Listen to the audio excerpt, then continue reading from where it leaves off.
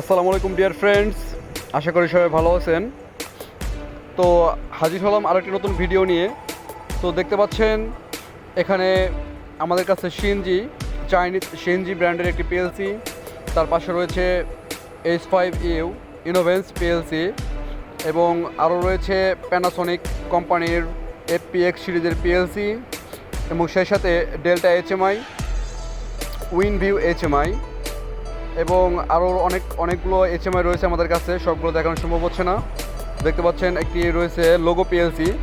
তো এই সবগুলো পিএলসি ডিভাইস এবং HMIগুলোকে স্টেপ বাই স্টেপ কীভাবে প্রোগ্রাম করতে হয় এবং RS485 এবং RS232 কমিউনিকেশনের মাধ্যমে কীভাবে HMI দিয়ে পিএলসিগুলোকে কন্ট্রোল করা হয়, এই সবগুলো আপনাদেরকে দেখাবো স্টেপ বাই স্টেপ। তো আশা করি আপনারা আমাদের চ্যানেলের সাথে যুক্ত হয়ে থাকবেন। তো এই চ্যানেলটি নতুন, আমি ইঞ্জিনিয়ার মোহাম্মদ হিমেল আছি আপনাদের সাথে।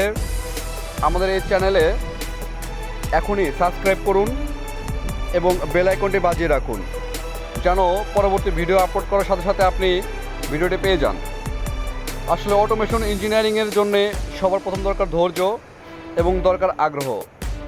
আপনি যদি ধৈর্য ধারণ করতে পারেন তাহলে আপনি একজন সফল অটোমেশন ইঞ্জিনিয়ার হতে পারবেন। তো আশা করি আপনারা সবাই বুঝতে পারছেন। তাই আমাদের অটোমেশন জোন বিডি চ্যানেলটিকে সাবস্ক্রাইব করে সাথে থাকুন। ধন্যবাদ।